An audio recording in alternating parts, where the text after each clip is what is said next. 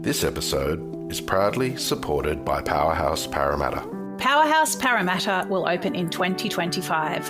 The new museum will be the largest in New South Wales and is determined to offer the very best in hospitality. Perhaps your business can be part of defining a food and beverage offering which is expected to cater to 2 million visitors a year. This incredible opportunity for operators includes retail food and beverage, in-house residential catering, events and other hospitality ventures, encapsulating the diversity of cuisines and cultures that make Western Sydney so exciting. Interested to learn more? Powerhouse invites food and beverage operators to a briefing on Tuesday, 8th of August. For more information and to register for this exclusive briefing, go to powerhouse.com.au. I always want to be authentic. I always say to people, like, if you don't like people, don't work here.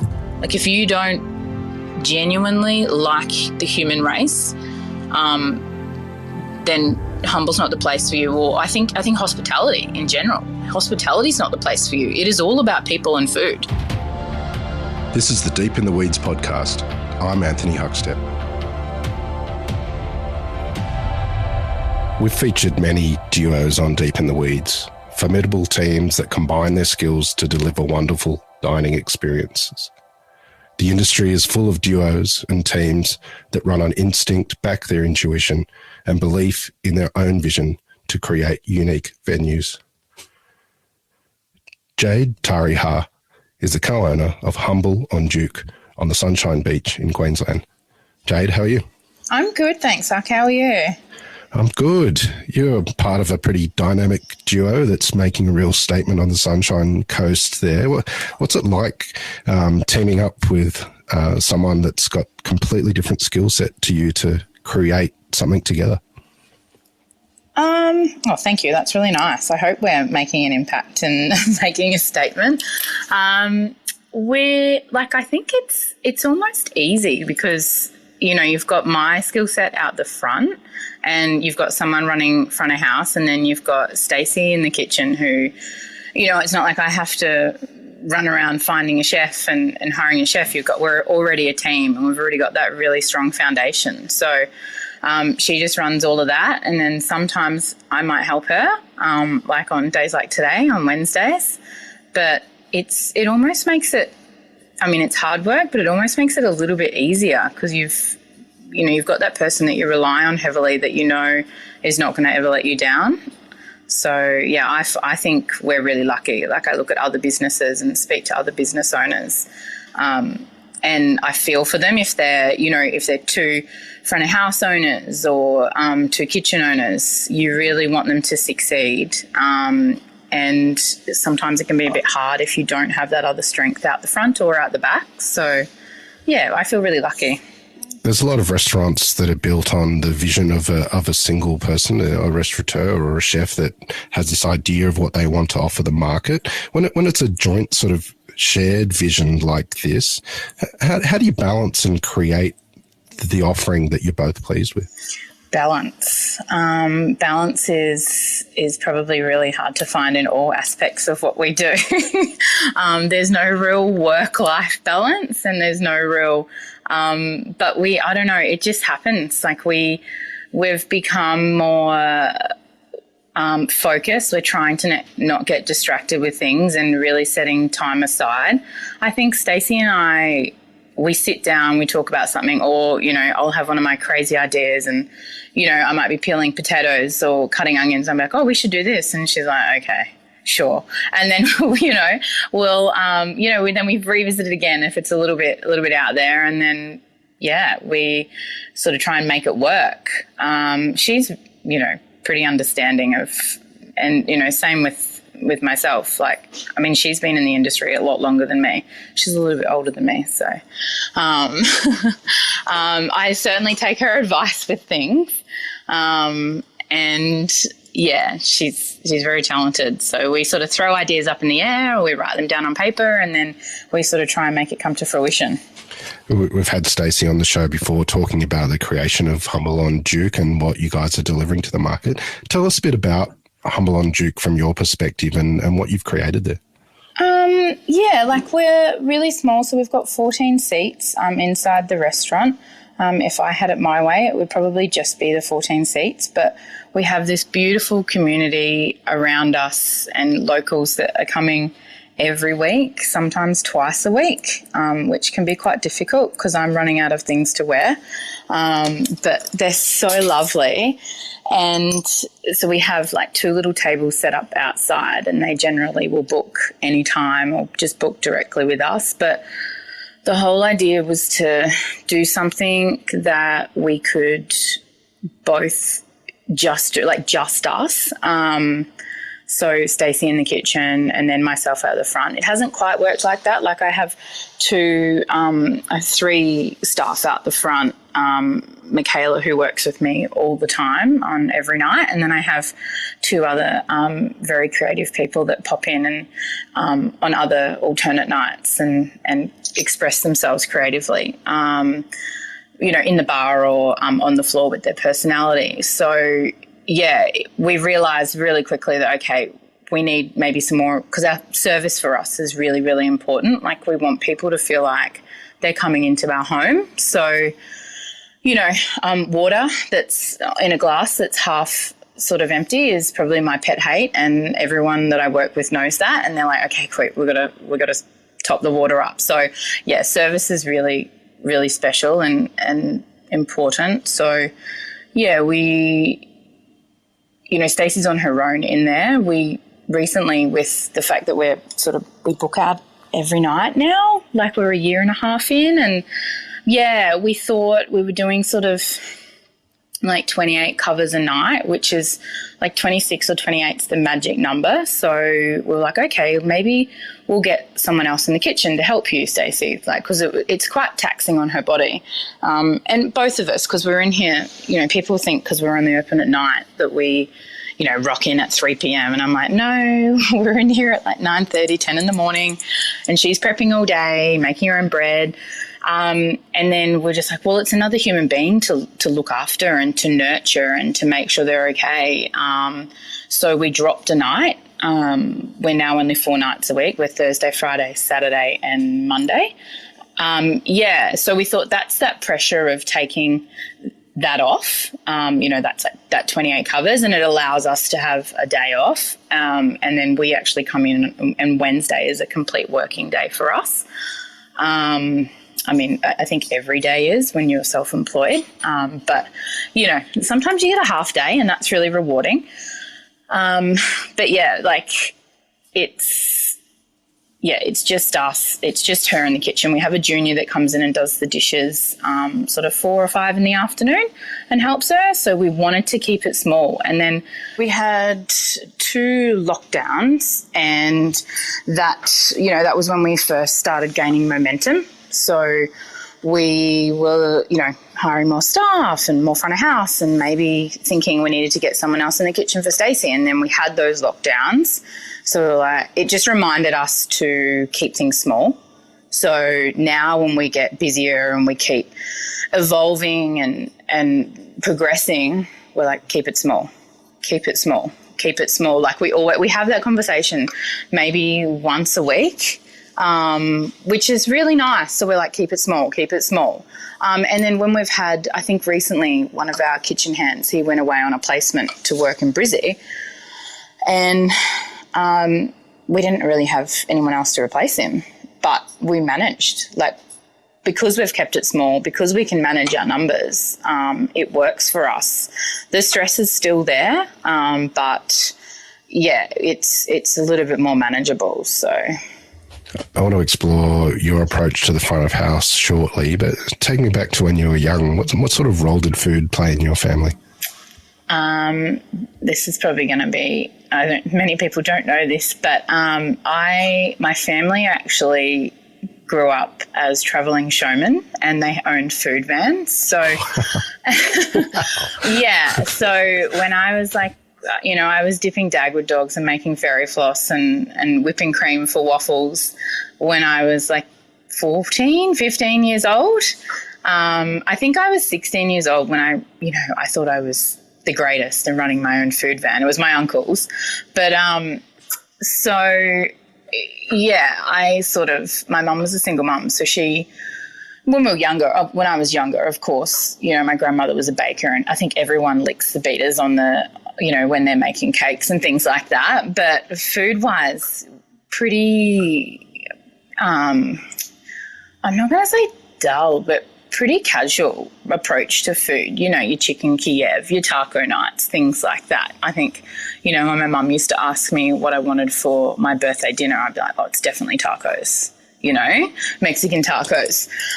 So pretty casual approach, but I was probably thrown into a world, when I was 15 or 16 that was very different.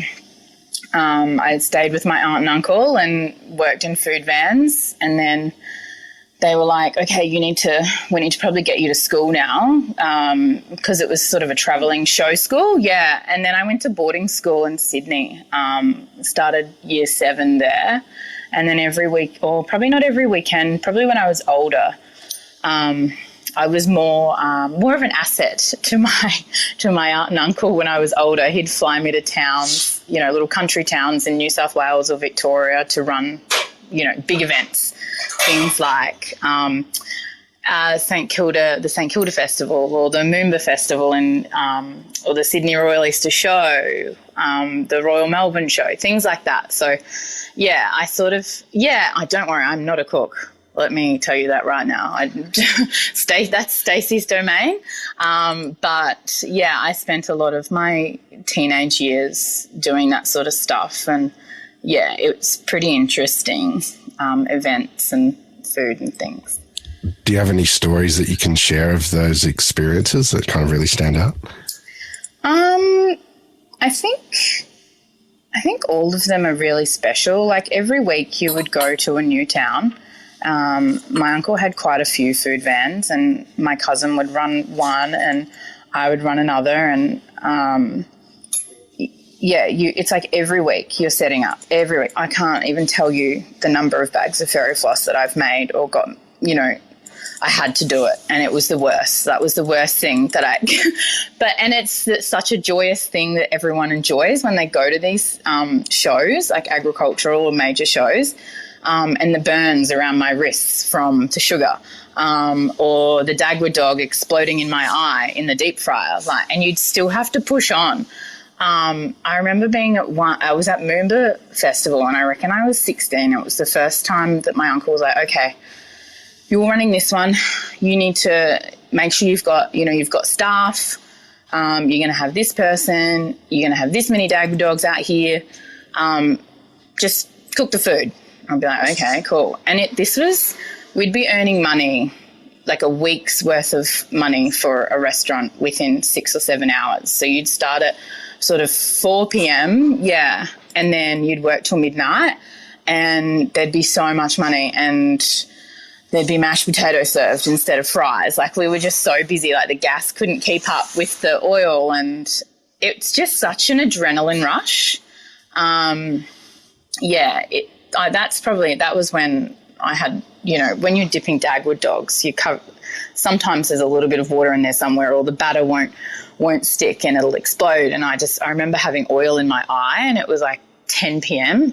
and I'm saying to myself, you just got to go. And they're like, are you okay? I'm like, just serve. But yeah, really good. That's probably why my adrenal system now is not so great, because I was doing that at a young age.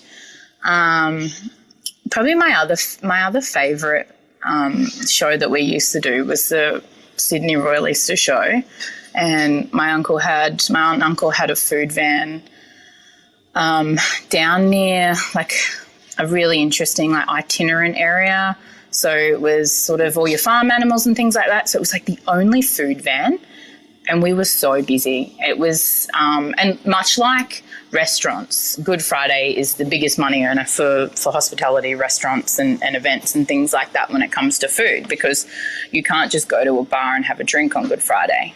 You've got to have a meal. So, and I said to Stacey, because this Good Friday just gone, like last week or whenever it was quite big for us, and it's big for any hospitality venue. And I said to Stacey, I was like, it was always the biggest, revenue or busiest day for us as well when we were selling Jackwood dogs and chips. Yeah. But I mean, yeah, that was really interesting. Like, we would have to come in at 6 a.m. and you'd pre-cook the chips. Like, there'd be 15 kilo boxes of chips out the back. There'd be 20 or 30 boxes, and you'd pre-do them because your fryers just couldn't keep up. So you'd come in real early. My cousin was probably the hardest worker. She'd get in there real early and, just prep for the day. That's pretty interesting time in my life. So, tell us about your road to restaurants. Was that a road that you were always headed towards, or did you veer away from that originally? Not restaurants. I wanted to do, because when they sent me to boarding school, like my mum sent me, I left travelling, so I was not happy about it, and I went to an all-girls boarding school in Sydney with a whole heap of country girls from country New South Wales. I must say, even to this day, it's probably the best time of my life, most rewarding. The friendships that I made there I still have now, and the girls whom I've made friends with there I still talk to. So I wanted to do like event management, like hospitality, and advanced diploma in hospitality management and events, which I thought was interesting. So it actually starts when you go to TAFE, which is fantastic, by the way. All the stuff I learnt, all the lecturers I met, I can still remember their names. I can still remember how fun they were. Like, one of them ended up being my restaurant manager at one stage at a restaurant in Adelaide. You start with all your practical in like hospitality, so bar, coffee, working in a silver service restaurant. And then I was like, oh, I don't want to do this. Like, this is ridiculous. Like, I just get to the event stuff. I want to run an event. I want to know how many portaloos I need to put on if there's 10,000 people coming to an event. But as time went by, I think I was 6 or 7 months in, all the bar stuff was really interesting. Working in restaurants, I managed to get like 2 or 3 casual jobs in 3 different restaurants, which is great. So I was like, okay, cool. I've got a couple of jobs now. I don't need to do this degree. So I ended up leaving because I got a really good job at a great restaurant at the racecourse in Adelaide. The only problem was I couldn't get a full-time job. So I worked at a really good restaurant there, and I ended up getting like full-time work in, you're going to laugh at this, debt collection for the Big Four banks. Yeah. Because I think I was early 20s then, and, I wanted to travel. I wanted a job that I could earn good money in and then just do what I wanted to do. Working in a job like that was a little bit sedentary. Fun and interesting, very interesting. You learn how to, what's the word? Like, you're really listening to people, not just listening at what they're saying, but listening to them and their reactions to things you say, and that was an interesting time. But I always kept like my foot in the door with hospitality. So I ran a little restaurant. Oh, it's not little. We sat 300 on the big race days, and then yeah, I know, it's ridiculous, isn't it? 300 on the big race days, but most Saturdays, like every Saturday, there'd be 50 people, but it'd be the same people. So you'd have all your, Gay Waterhouse would be there, all the board of directors that, run Randwick Racecourse, and horse trainers and horse owners, the same doctors that sit on table 1, the best cardio surgeon in Adelaide, and and he'd be there every weekend, and he'd want the same level of service. So that was great. And then I think I used to take annual leave at my 9 to 5 job and go work there in the spring racing carnival season. And then when that got a little bit boring for me, I actually My very best friend, who I'm good friends with still now, two girlfriends that I met there. We've been friends for about 15 years. She was running an adult entertainment club, and I was like, I can come and bartend. That'll be fun. Because I just was bored doing my 9-to-5 job.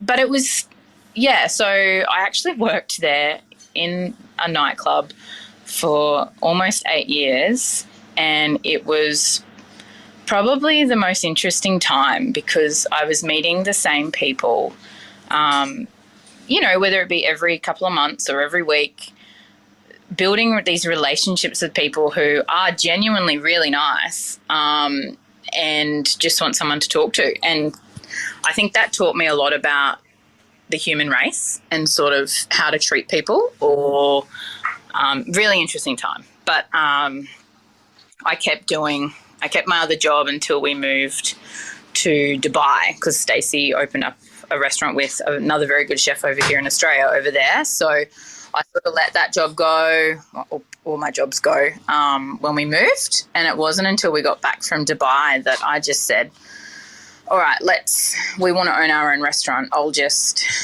get rid of my cushy job and let's do the hospitality. I'll just do it full time. So, yeah. Well, tell us about that plunge into hospitality full time and finding a site and finding your voice. What was it like? What were the challenges of creating your own venue?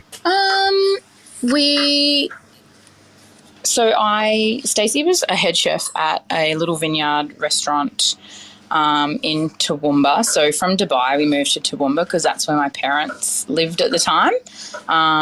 Very big change. And then they were really stuck because they were getting really busy. And I said, well, look, I've run a restaurant before. I can come and help you. And we were working together. So it was such a beautiful little venue, and it was sort of a trial for Stacey and I to see if we could work together. I resigned the 3 times in the first 6 months because I was like, this is your thing. She's a superstar.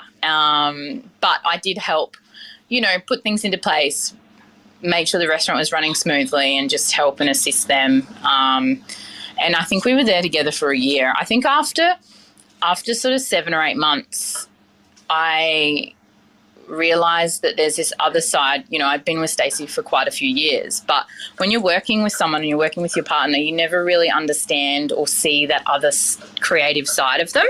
So it wasn't until, we'd been working together for 7 months and I saw that creative side, which I appreciate. I'd be demanding. I'd be the restaurant manager out the front going, okay, I need these 3 menus and I need them now, and they're for weddings that are in 2 years' time, because we did bespoke weddings.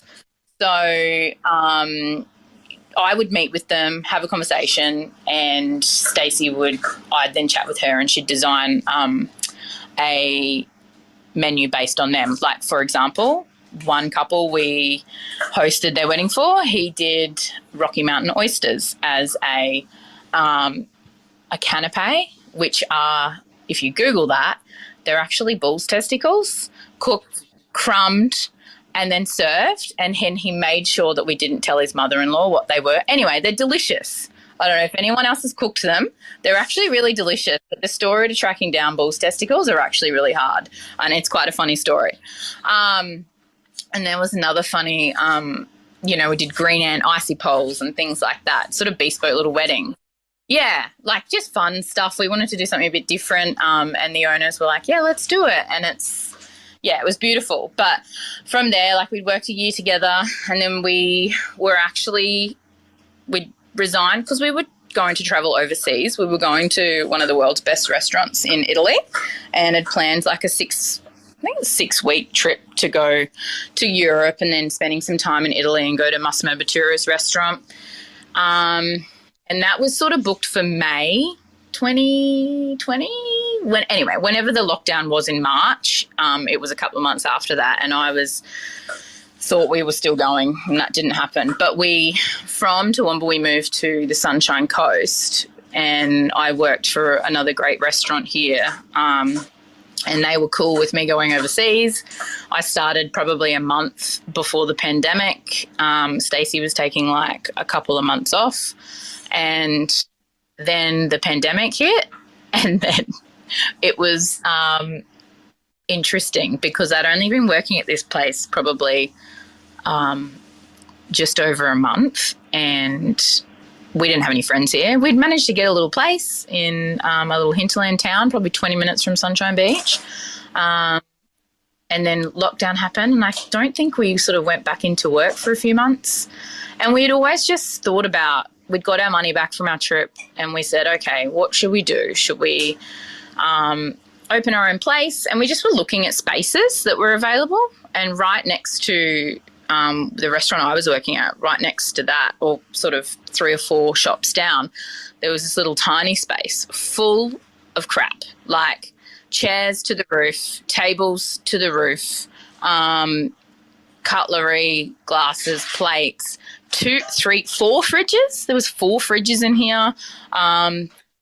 It was just, I don't even know how they opened, to be honest.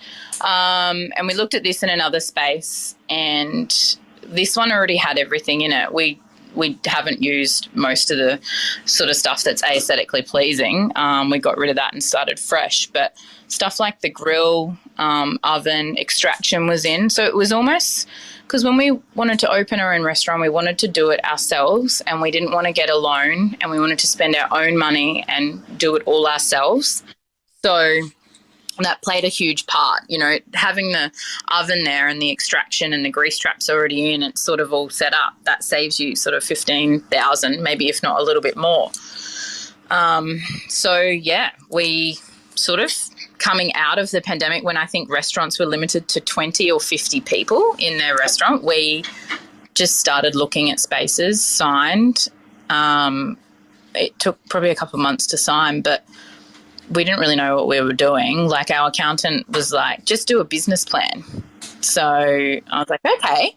And we based it on really sort of, we were going to always do a set menu, always. That was because Stacey's on her own. So there was no way that we could, she could express herself creatively, or we could successfully make sure they had a fantastic time by doing an a la carte menu. Plus, we're too small. Like, I think most people understand that. They understand why we continue to have that menu. And then, yeah, we sort of opened, and we're a year and 4 months in, a year and a half in now. Has Humble on Duke changed from your original vision at all? I think so.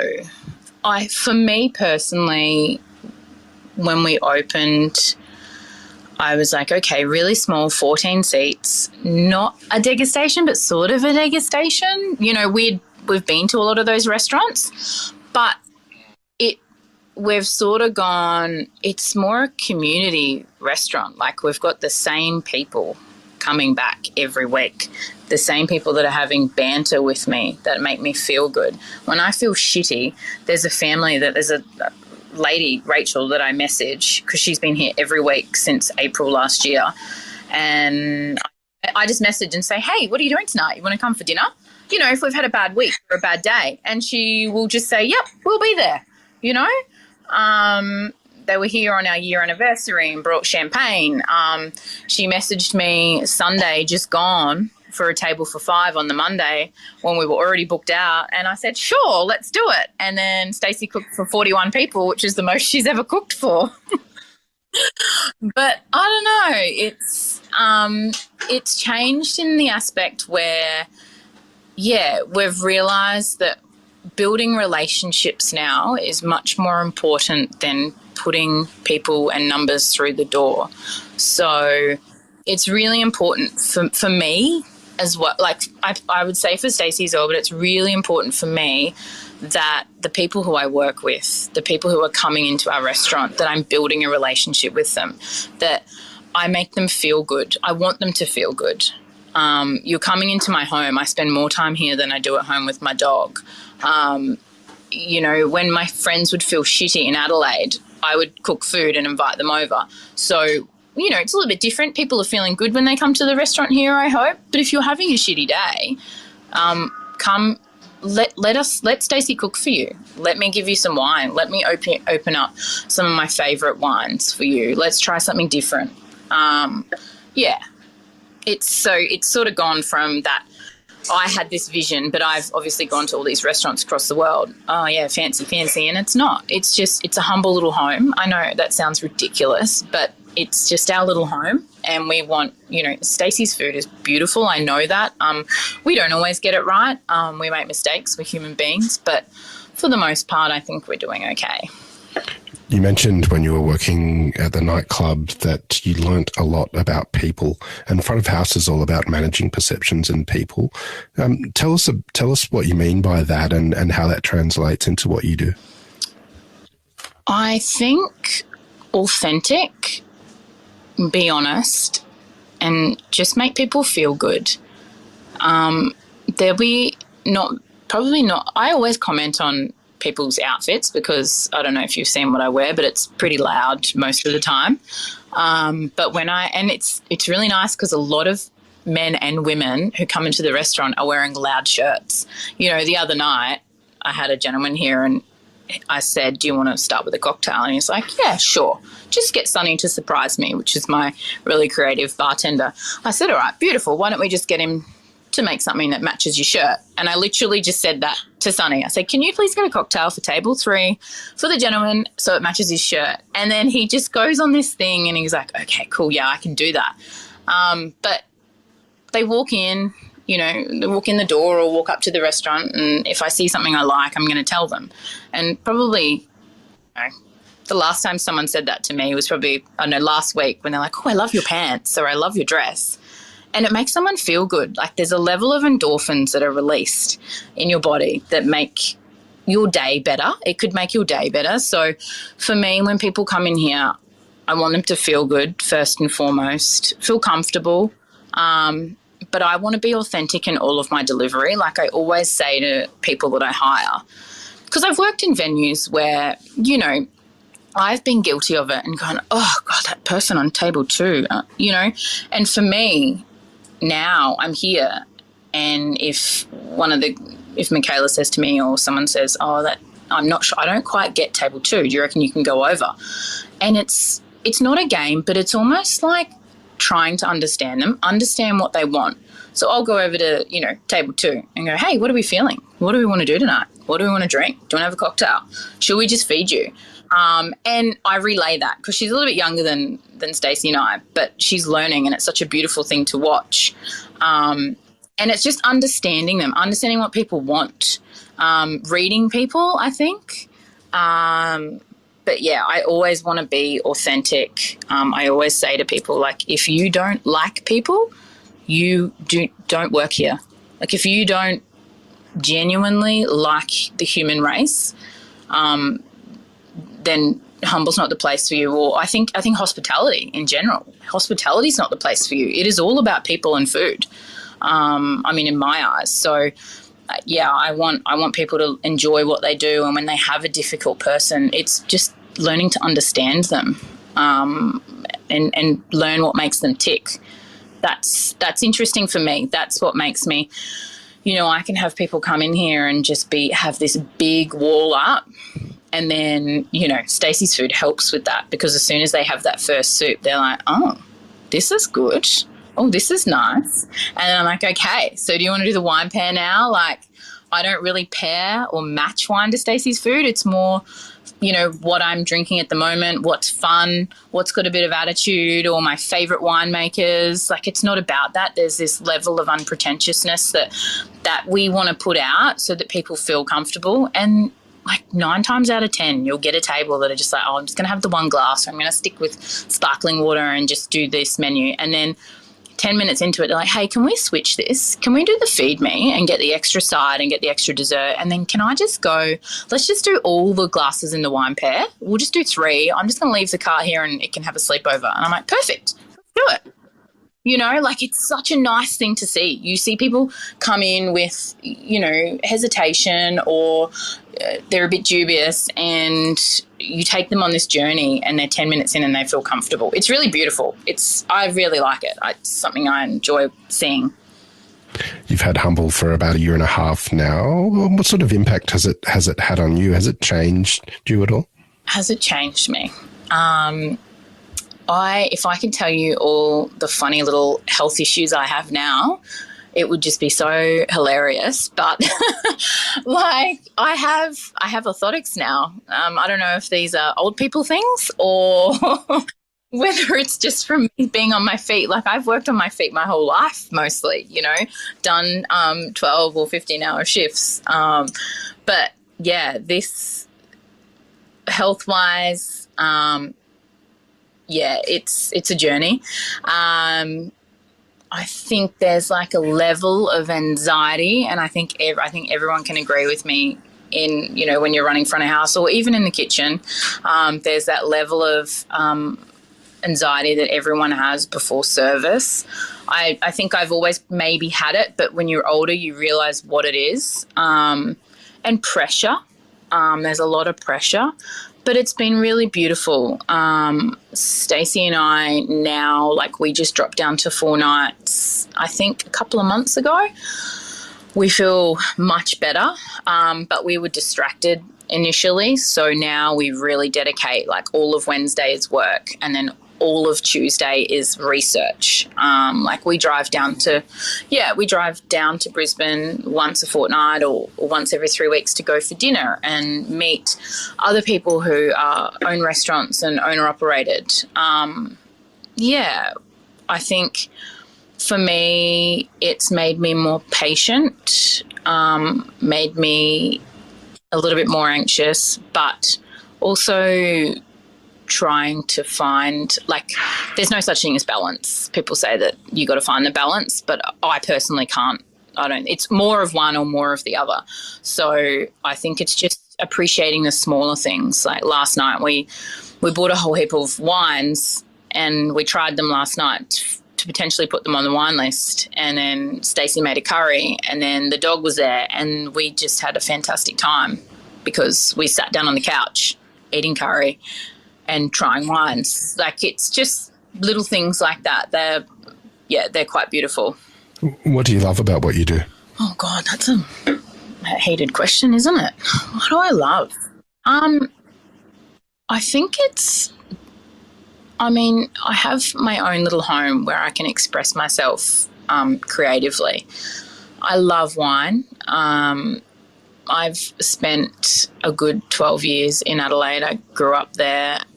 Every weekend I would go to vineyards. So I'm putting wines on my list that I, grew up drinking. And there's some wines that I have on my list that no one else has up here. And they're pretty special vineyards or wineries that everyone, if you grew up in South Australia, you knew them. That's where you would go. So putting those beautiful wines on my list that mean something to me or have a story. I love celebrating female winemakers or females in our industry, especially. Most of my wines on my list are female winemakers because I think it's time to shine. Not all of them, but yeah, I try and celebrate that, and to celebrate and build relationships with people probably first and foremost. I'm building relationships with whether it be my suppliers or people that come in the door and dine in our restaurant. It's really, really beautiful.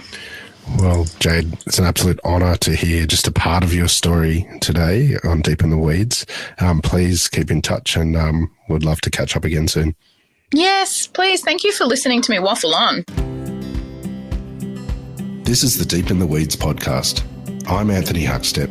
Stay tuned as we take a deep dive into the lives of the incredible people who ply their trade in the food and hospitality sector. Special thanks to executive producer Rob Locke for making this all happen. Follow us on Instagram at Deep in the Weeds Podcast or email us at podcast@deepintheweeds.com.au. Stay safe and be well.